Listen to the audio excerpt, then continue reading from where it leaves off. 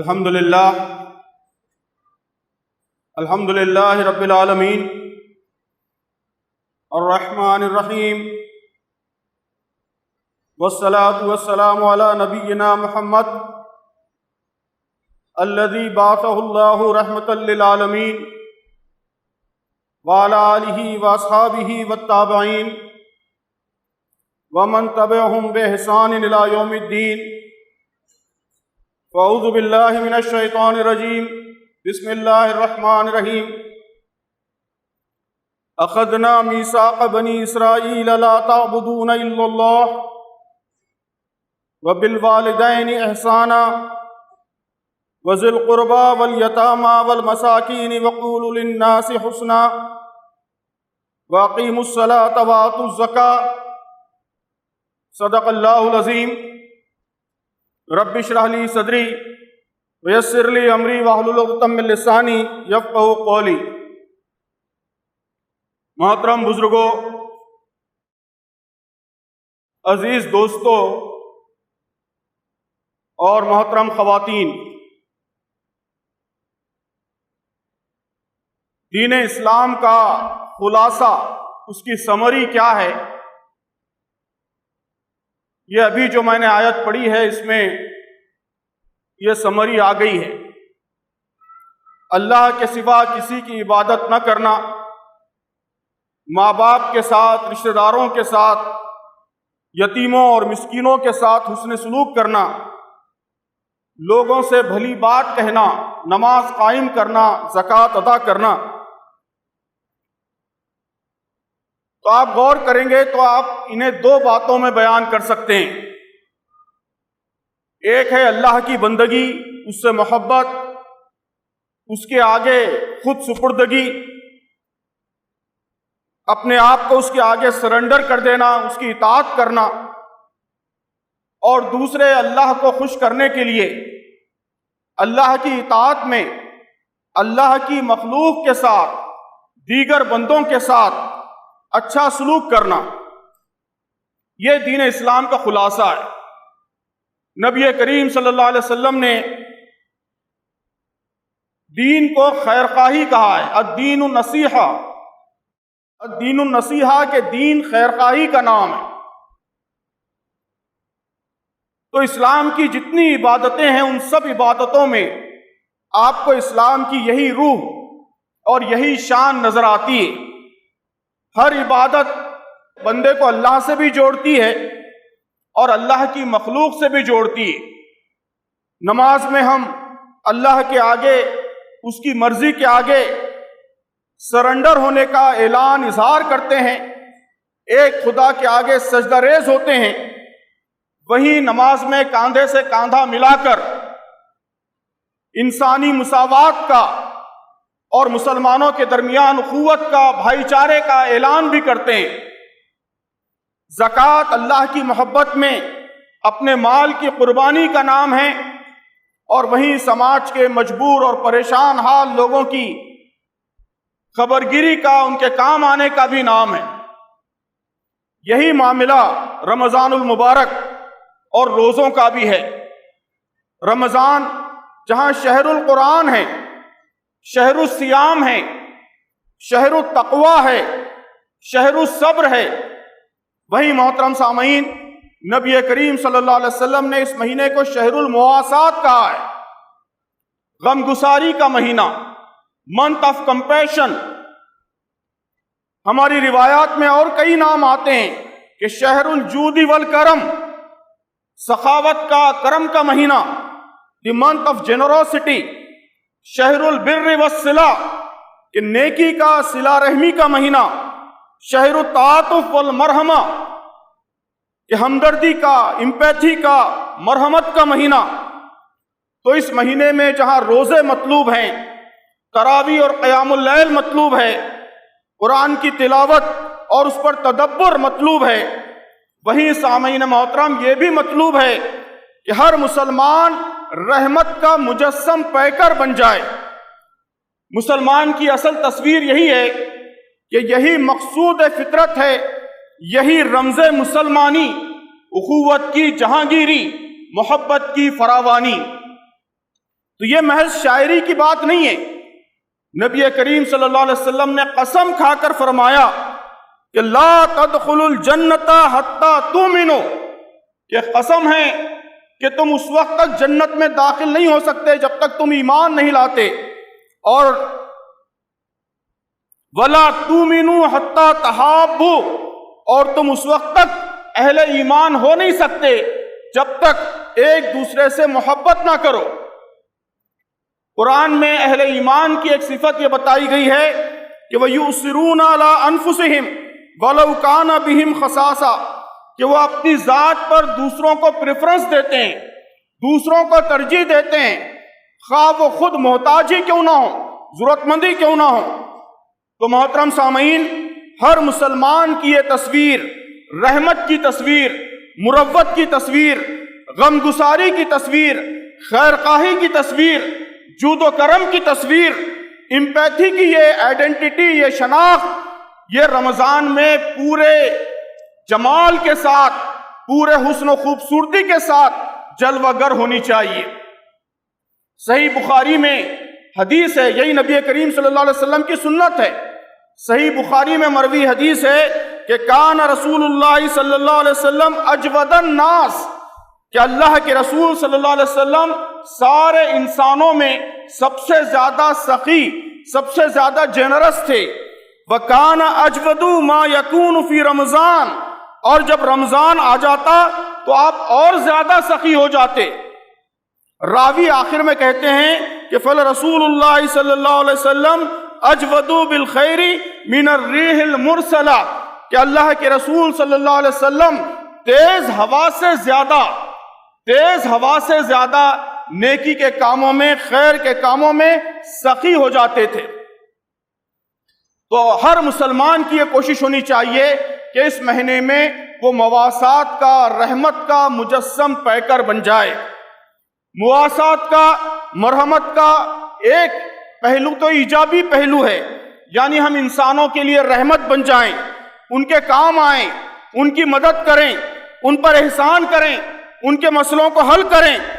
دوسرا پہلو یہ بھی ہے کہ ہم اپنی ذات سے کسی کو تکلیف نہ پہنچنے دیں۔ مرحمت و مواسات کے لیے یہ دونوں پہلو ضروری ہیں، اور رمضان المبارک میں ان دونوں پہلوؤں سے ہماری تربیت کا، ہمیں ٹرین کرنے کا سامان کیا جاتا ہے۔ رسول اللہ صلی اللہ علیہ وسلم نے فرمایا کہ رمضان آنے سے پہلے اللہ تعالیٰ فَيَغْفِرُ لِجَمِيعِ خَلْقِ، کہ اپنی ساری مخلوقات کو بخش دیتا ہے، مغفرت فرماتا ہے، لیکن إِلَّا لِمُشْرِكٍ، سوائے شرک کرنے والے کے، او مشاجن، اور جھگڑا کرنے والے کے، اس شخص کے جس کے اندر کینہ ہو، کپٹ ہو، بغض اور عداوت ہو، ایسے شخص کی بخشش نہیں ہوتی، ایسے شخص کو بخشا نہیں جاتا۔ تو ان سب سے یہ بات معلوم ہوتی ہے کہ رمضان کا یہ پہلو بھی بڑا اہم پہلو ہے جس پر ہم سب کو توجہ دینے کی ضرورت ہے۔ رمضان کیسے ہمارے اندر مواسات، مرحمت، مروت اور انسانوں کی خبرگیری، ان کی غمگساری کیسے پیدا کرتا ہے۔ 4 طریقے ہیں محترم سامعین، 4 طریقے ہیں جن کے ذریعے رمضان یہ اعلیٰ صفات ہمارے اندر پروان چڑھاتا ہے۔ پہلا طریقہ یہ ہے کہ روزوں کے ذریعے اللہ تعالی ہمارے دلوں کو نرم کرتا ہے۔ انسانوں کا درد وہی سمجھ سکتا ہے جس کا دل نرم ہو۔ ایک شقی القلب انسان، پتھر دل انسان، وہ دوسروں کا دکھ، دوسروں کا درد نہیں سمجھ سکتا۔ رمضان ہمارے دلوں کو نرم کرتا ہے۔ قرآن مجید میں نبی کریم صلی اللہ علیہ وسلم کی تعریف میں یہ بات بھی کہی گئی ہے کہ آپ نرم دل تھے، اور نرم دل ہونے کو اللہ کی رحمت قرار دیا گیا ہے۔ فَبِمَا رَحْمَةٍ مِّنَ اللَّهِ لِنْتَ لَهُمْ۔ جنت میں جانے والوں کی 3 نمایاں خصوصیات اللہ کے نبی صلی اللہ علیہ وسلم نے بیان فرمائی ہیں۔ اس میں ایک اہم صفت یہ ہے کہ وَرَجُلٌ رَحِيمٌ رَقِيقُ الْقَلْبِ بِكُلِّ ذِي قُرْبَى وَمُسْلِمٌ، کہ جنت میں جانے والا آدمی وہ رحم کرنے والا آدمی ہوتا ہے۔ رقیق القلب، اس کا دل اپنے قریبی لوگوں کے لیے اور مسلمانوں کے لیے نرم ہوتا ہے۔ تو کھانے کی زیادتی، یہ ثابت شدہ بات ہے کہ کھانے کی زیادتی دلوں کو سخت کرتی ہے۔ روزوں کے ذریعے اللہ تبارک و تعالیٰ دل کو نرم کرنے کا کام فرماتے ہیں، یہ پہلا طریقہ ہے۔ دوسرا طریقہ یہ ہے کہ رمضان ہم کو پورے سماج سے جوڑتا ہے، سماجی تعلق کا، سوشل بلانگنگ کا احساس، اس کی فیلنگ مضبوط کرتا ہے۔ آپ دیکھیے کہ رمضان میں پوری امت کے اندر ایک خاص اجتماعی ماحول پیدا ہو جاتا ہے۔ 150-200 کروڑ لوگ، دنیا کے سارے مسلمان ایک ٹیم بن جاتے ہیں، ایک سنگل ٹیم، سب ایک ساتھ صبح کی اولین ساعتوں میں اٹھ جاتے ہیں، ان یوزول ٹائم پر، غیر معمولی وقت میں اٹھ کر کھانا کھاتے ہیں، ایک ساتھ مسجدوں کی طرف دیوانہ وار لپکتے ہیں، ایک ساتھ رات دیر گئے اللہ کے دربار میں لمبے وقت تک ٹھہرتے ہیں، ایک ساتھ بھوک کے پیاس کے احساس سے گزرتے ہیں، ایک ساتھ رب کائنات کے بنائے ہوئے اس عظیم روحانی تربیت کے پروگرام سے، اسپریچول کورس سے گزرتے ہیں۔ تو یہ ساری دنیا کے مسلمانوں کو ایک ٹیم بنا دینے کا اللہ تبارک و تعالیٰ کا فارمولہ ہے۔ یہ دوسرا طریقہ ہے سوشل بلانگنگ کا، سماجی تعلق کا، جس کے ذریعے رمضان ہمارے اندر انسانوں کی محبت، انسانوں سے تعلق پیدا کرتا ہے۔ تیسرا طریقہ محترم سامعین، وہ درد شناسی کا طریقہ ہے۔ اس دنیا میں اگر آپ غور کریں گے تو محسوس کریں گے کہ نابرابری کا، امیری غریبی کی تفریق کا، محرومی کا، مجبوری کا بڑا سبب یہ ہے کہ یہاں امیروں کی دنیا الگ ہے، غریبوں کی دنیا الگ ہے۔ آپ ایک کروڑ پتی کے گھر میں پیدا ہونے والے بچے کا تصور کیجئے، وہ بچے سے بڑا ہو جاتا ہے، جوان ہو جاتا ہے، لیکن زندگی بھر اسے اس سسکتی بلکتی زندگی کو دیکھنے کا کوئی موقع ہی نہیں ملتا جو جھگی جھوپڑیوں میں، غریبوں کی آبادیوں میں گزاری جا رہی ہے۔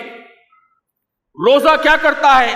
روزہ سماج کے خوشحال لوگوں کو بھی بھوک کے احساس سے، پیاس کے احساس سے، محنت و مشقت کے احساس سے متعارف کراتا ہے۔ ہم غریبوں کے درد سے آشنا ہوتے ہیں تاکہ ان کی مدد کا جذبہ، ان کے کام آنے کا جذبہ ہمارے اندر پروان چڑھ سکے۔ چوتھا ذریعہ محترم سامعین، چوتھا ذریعہ یہ ہے کہ روزہ ہمیں اپنی خواہشوں پر کنٹرول سکھاتا ہے۔ آدمی سماج سے وابستہ بھی ہو جائے، سماج کا درد محسوس بھی کرنے لگے، تب بھی مدد کے جذبے کے آگے اس کی خواہشات دیوار بن کر کھڑی ہو جاتی ہیں۔ پھر ہماری ناپاک خواہشات ہمارے گندے جذبات ہی ہوتے ہیں جن کی وجہ سے ہم لوگوں کے لیے اذیت کا، تکلیف کا سبب بنتے ہیں۔ روزہ ان سب خواہشات پر قابو پانے کا، کنٹرول رکھنے کا گر سکھاتا ہے۔ بھوک پیاس یہ انسان کے فنڈامنٹل انسٹنکٹس ہیں، بنیادی خواہشات ہیں۔ ان خواہشات کو کنٹرول کر کے ہم دیگر خواہشات، دیگر جذبات پر کنٹرول کرنا سیکھتے ہیں، اپنی انا کو کنٹرول کرنا سیکھتے ہیں، غصے کو، نفرت کو، حسد کو، تکبر کو، مال کی حرص کو، ان سب کو کنٹرول کرنا سیکھتے ہیں۔ اسی کے نتیجے میں ہم انسانوں کے لیے رحمت بن سکتے ہیں۔ تو محترم بزرگوں اور عزیز دوستو، یہ رمضان کی اسپرٹ ہے۔ رمضان میں ہم روزے تو رکھ لیتے ہیں، تراویح کا، شب قدر کا، تلاوت قرآن کا، اعتکاف کا، زکوٰۃ اور فطرے کا بھی اہتمام کر لیتے ہیں، لیکن انسانوں سے تعلق کا، مواسات کا، رحمت کا یہ درس جو رمضان دینا چاہتا ہے، بہت کم لوگ یہ درس حاصل کرتے ہیں۔ تو آئیے اس دفعہ رمضان المبارک میں اس پہلو سے بھی ہم اپنی تربیت پر توجہ دیں۔ اس کا آسان طریقہ یہ ہے کہ آئیے اس مہینے میں ہم اپنے لیے کچھ ریزولوشنز، کچھ عہد، کچھ کمٹمنٹس طے کرتے ہیں۔ مثلا پہلا کمٹمنٹ محترم بزرگوں اور دوستو یہ کہ انسانوں سے تعلقات کے معاملے میں ہم میں سے ہر ایک اپنی 3-4 بڑی بڑی کمزوریوں کو نوٹ کرے، ہم اپنا جائزہ لیں، احتساب کریں، دیکھیں کہ ہمارے اندر انسانوں سے تعلقات کے معاملے میں کیا کمزوریاں ہیں۔ ہمارے اندر غصہ زیادہ ہے، انا پرستی بہت طاقتور ہے، غرور و تکبر ہے، زبان خراب ہے اور ہم اپنی زبان سے لوگوں کو ناراض کر دیتے ہیں، جھگڑالو مزاج ہے، چڑچڑی طبیعت ہے، دوسروں کی خوبیوں کو ہم دیکھ نہیں پاتے، فیس بک پر، واٹس ایپ پر ہم اپنی پوسٹوں سے لوگوں کی عزتوں کو تار تار اور ان کے دلوں کو چور چور کر دیتے ہیں۔ اپنا جائزہ لیں، جو برائی بھی ہم محسوس کریں، پہلا فیصلہ یہ کہ اس رمضان میں اس برائی کو ہم کنٹرول کریں گے۔ ہم میں سے ہر ایک 3 برائیاں نوٹ کرے اور فیصلہ کرے، یہ آخری عشرہ ہے کہ یہ آخری موقع ہے اس مہینے کا، ہم اس میں ان برائیوں کو کنٹرول کریں گے۔ یہ رمضان کا ایک اہم مقصد ہے۔ دوسرا ریزولوشن یہ کہ ہم فہرست بنائیں کہ ایسے کیا کیا معاملات ہیں جس میں ہم لوگوں کی حق تلفی کے مرتکب ہوئے ہیں۔ موروثی جائیداد میں ہم نے بہن کا حصہ نہیں دیا ہے، شادی میں ڈیمانڈ کر کے جہیز وصول کیا ہے جو ہمارے لیے حرام ہے، گھر بناتے ہوئے پڑوسی کی 2 فٹ زمین ہتھیا لی ہے یا اس کے آنگن میں کھڑکی کھول دی ہے، اپنی زبان سے یا سوشل میڈیا پوسٹ سے کسی کا دل دکھا دیا ہے، کسی کے ساتھ جھگڑا کیا ہے۔ یاد کریں کہ کہاں کہاں انسانوں کے ساتھ ہم سے ظلم سرزد ہوا ہے۔ ان حق تلفیوں کے بوجھ کے ساتھ محترم بزرگوں اور دوستوں، حق تلفیوں کے اس بوجھ کے ساتھ، اس بیگیج کے ساتھ نہ ہماری نمازیں قبول ہوں گی، نہ ہمارے روزے قبول ہوں گے۔ اس لیے اس رمضان میں ہم سب یہ فیصلہ کریں کہ یہ سارا قرض ہم اتاریں گے۔ یہ مواسات کا، مرحمت کا پہلا تقاضا ہے کہ جن کا جو حق ہے وہ ہم ادا کریں گے، جن کو تکلیف پہنچائی ہے ان کی خدمت میں حاضر ہو کر معافی مانگیں گے۔ تیسرا ریزولوشن یہ کہ ہم رشتہ داروں سے، قرابت داروں سے تعلق کو جوڑیں گے۔ یاد رکھیے، یاد کیجئے، اپنے ذہن پر زور ڈال کر یاد کیجئے کہ کون کون لوگ ہیں جن سے ہمارے تعلقات ٹوٹے ہوئے ہیں یا جن سے تعلقات میں سرد مہری ہے۔ اس رمضان میں ان تعلقات کو ہم زندہ کریں گے۔ اس دفعہ افطار کی دعوت پر ہم ان لوگوں کو بلائیں گے جن سے ہماری بات بند ہے۔ نوٹ کیجئے، ایسے 2 لوگ 3 لوگ جن سے کسی وجہ سے ہماری بات بند ہے، رمضان کے آخری عشرے میں ہم ان کو افطار پر بلائیں گے۔ جن سے لڑائی چل رہی ہے ان کے گھر مٹھائی لے کر پہنچیں گے۔ جن سے برسوں سے بات نہیں ہوئی ہے ان کو فون کریں گے۔ جن کی پریشانیوں کو ہم سالوں سے نظر انداز کرتے آ رہے ہیں، اس دفعہ ان کی پریشانیاں حل کریں گے۔ بھولے بسرے قرابت داروں کو ہم یاد کریں گے اور اس دفعہ عید ان کے ساتھ منائیں گے۔ یہ تیسرا ریزولوشن ہے۔ چوتھا ریزولوشن محترم بزرگوں اور دوستوں، آگے بڑھ کر مدد کا ہے، اصل مواسات و مرحمت کا ہے۔ ہم کسی یتیم بچے کو گود لیں، کسی بیوہ کے اخراجات اپنے ذمے لیں، کسی بچے کی تعلیم کا ذمہ لیں، کسی کو روزگار سے لگائیں۔ چند روپیے بھکاری کی جھولی میں ڈال دینا یا افطاری تقسیم کر دینا، محترم بزرگوں دوستوں، یہ شہر المساوات کا ادا کرنا ہرگز نہیں ہے۔ اس سے اور بہت آگے کرنا ہے۔ اپنی حیثیت کے مطابق جو کچھ اللہ نے ہم کو دیا ہے اس کے شایان شان ہم اللہ کی مخلوق کے کام آئیں۔ قرآن میں اللہ کا حکم ہے کہ احسن کما احسن اللہ الیک، کہ جیسے اللہ نے تمہارے ساتھ احسان کیا ہے ویسے دوسروں کے ساتھ احسان کرو۔ ہماری فیاضی صرف زکوٰۃ تک محدود نہیں ہو سکتی، اس سے آگے بڑھ کر انسانوں کے کام آنا ہے۔ محترم بزرگوں اور دوستوں، مواسات کے سب سے زیادہ حقدار وہ لوگ ہیں جو اس وقت اس مشکل زمانے میں پورے ملک میں طرح طرح کے مظالم کے شکار ہیں۔ وقت کے فرعون جن کے گھروں کو تباہ و تاراج کر رہے ہیں، جو بے قصور جیلوں میں بند ہیں، جو قتل و غارتگری کے وحشیانہ ناچ کے شکار بنائے جا رہے ہیں، مواسات کا، مرحمت کا پہلا تقاضا یہ ہے کہ اس ظلم کو ختم کرنے کی جد و جہد میں ہم شریک ہوں، ان مظلومین کے ساتھ کھڑے ہوں، ان کے حق میں آواز بلند کریں، ان کی ہر ممکن مدد کریں۔ ایک دوسرے پر الزام تراشیوں سے اور فیس بک اور سوشل میڈیا پر بلین گیم میں وقت ضائع کرنے کے بجائے ہم میں سے ہر ایک یہ سوچے کہ ہم کیا کر سکتے ہیں، میں کیا کر سکتا ہوں، جو کچھ میں کر سکتا ہوں وہ کروں، خاموشی سے وہ خدمت انجام دوں۔ یہ بھی اس مہینے کا شہر المواسات کا تقاضا ہے۔ تو بزرگوں اور دوستو، ایسا سماج بنانے میں ہم کامیاب ہو گئے تو انشاءاللہ ہم ناقابل تسخیر ہو جائیں گے، اور دنیا کی کوئی طاقت انشاءاللہ ہمارا بال بیکا نہیں کر سکے گی۔ تو آئیے اس رمضان کو ایسا مثالی سماج بنانے کی کوشش کے لیے ہم لگاتے ہیں اور اسے عملاً شہر المواسات بناتے ہیں۔ اللہ تعالی ہم سب کو اس کی توفیق عطا فرمائے۔ بارک اللہ لنا ولکم فی القرآن العظیم ونفعنا ایاکم بالآیات والذکر الحکیم، انہ تعالی ملک کریم ورب حلیم۔